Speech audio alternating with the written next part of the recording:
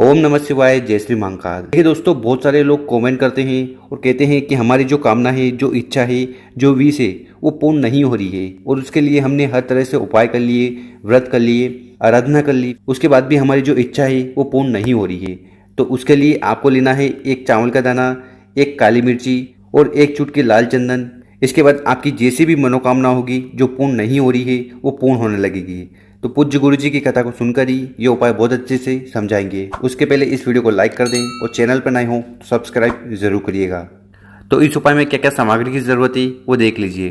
तो यहाँ स्क्रीन पर आपको क्या दिख रहा है, काली मिर्च। ठीक है, तो आपको सबसे पहले जो सामग्री लेनी है वो है काली मिर्च।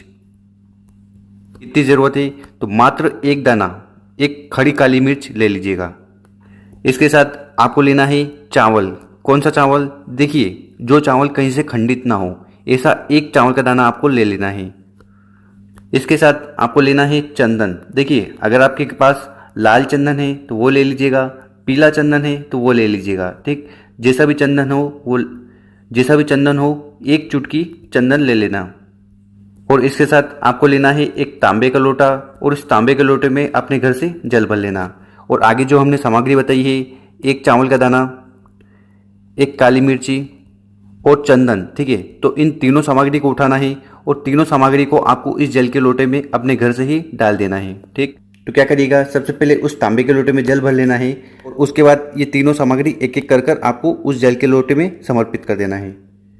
इसके बाद इस जल के लोटे को लेकर आपको पहुंच जाना है शिव मंदिर। ठीक, सुबह जाना चाहो तो सुबह जा सकते हो, शाम को समय मिले तो शाम को जा सकते हो। और शिव मंदिर में जाकर सबसे पहले उत्तर दिशा की तरफ मुंह कर खड़े हो जाना और ये उपाय करना। देखिए दोस्तों, नॉर्मली हम क्या करते हैं कि जल के लोटे को डायरेक्टली शिवलिंग के ऊपर समर्पित कर देते हैं, पर इस उपाय में आपको ऐसा नहीं करना है। आपको पता होगा कि शिव जी का जो पूरा परिवार है वो शिवलिंग पर विराजमान होता है। तो आपको ये जल का लोटा उठाना है और इसको आपको अपनी कामना, अपनी इच्छा कहते हुए 5 जगह जल को समर्पित करना है। तो पहला जल आपको समर्पित करना है गणेश जी के स्थान पर। ठीक है, तो शिवलिंग का जो सीधा वाला भाग है यही गणेश जी का स्थान है, जहाँ पर आपको थोड़ा जल समर्पित करना है श्री शिवाय नमस्तुभ्यम का स्मरण करते हुए। उसके बाद थोड़ा जल आपको कार्तिकेय भगवान के स्थान पर समर्पित करना है। फिर ये जो बीच में मोटी सी लाइन है ये माता अशोक सुंदरी की जगह है, यहाँ पर थोड़ा जल आपको समर्पित करना है। उसके बाद जो कटी भाग है जहाँ पर माता का हस्त कमल है, यहाँ पर थोड़ा जल समर्पित करना है। और आखिरी में जितना जल बचा हो उसको आपको शिवलिंग के ऊपर समर्पित कर देना है श्री शिवाय नमस्तुभ्यम का स्मरण करते हुए। तो इस प्रकार से आपको 5 बार जल समर्पित करना है। उसके बाद यहाँ पर आपको बैठ जाना है और महादेव जी से कामना करना है कि हे महादेव जी, हमने बहुत सारे उपाय कर लिए, व्रत कर लिए, उसके बाद भी हमारी जो कामना है वो पूर्ण नहीं हो रही है, तो हम पर कृपा करें और हमारी जो कामना है उसे पूर्ण करें। ठीक, अब वो कामना किसी भी प्रकार की हो सकती है। आपके कोई कार्य है, ठीक है, चाहे वो नौकरी का हो, व्यापार का हो, उसे आप पूर्ण करवाना चाहते हो या जीवन में सुख समृद्धि चाहते हो, तब भी आपको ये उपाय कर लेना है और महादेव जी से प्रार्थना कर लेना है। गुरु जी कहते हैं कि इस उपाय को करने के बाद आपके घर में सुख शांति आती है और जो भी समस्या आपके जीवन में आ रही होती है वो खत्म हो जाएगी।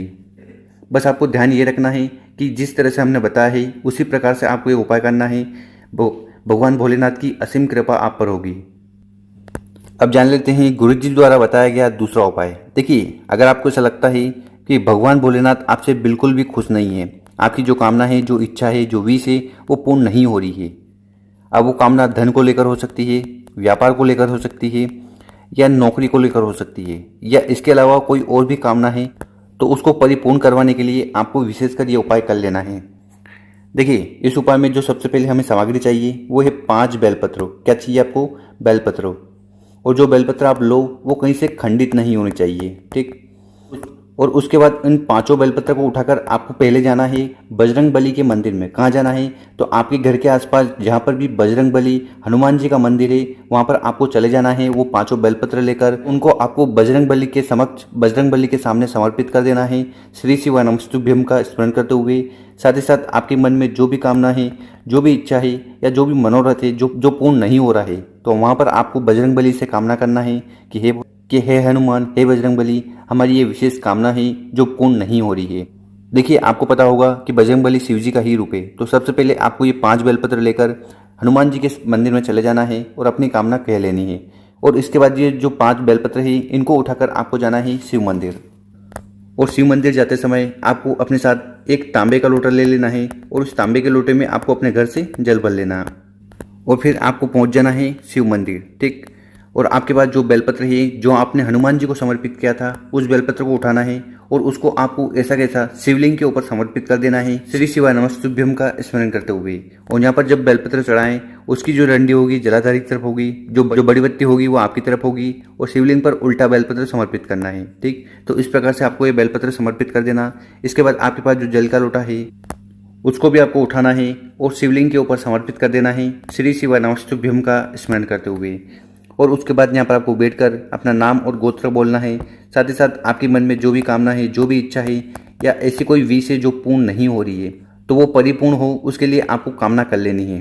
अब वो कामना किसी भी प्रकार की हो सकती है, धन प्राप्ति के लिए हो सकती है, व्यापार में वृद्धि के लिए हो सकती है, नौकरी में उन्नति और समृद्धि के लिए हो सकती है, या पढ़ाई में उत्तीर्ण होने के लिए हो सकती है। तो कैसी भी कामना है वो आपको कह लेनी है। और जल चढ़ाने के बाद आप ये कामना अपने पति के लिए कर सकते हैं, अपने बेटे के लिए कर सकते हैं, बेटी के लिए कर सकते हैं, या परिवार में किसी भी सदस्य के लिए आप ये उपाय कर कर कामना कर सकते हैं। उनकी जो कामना है, इच्छा है, वो परिपूर्ण होने लगेगी।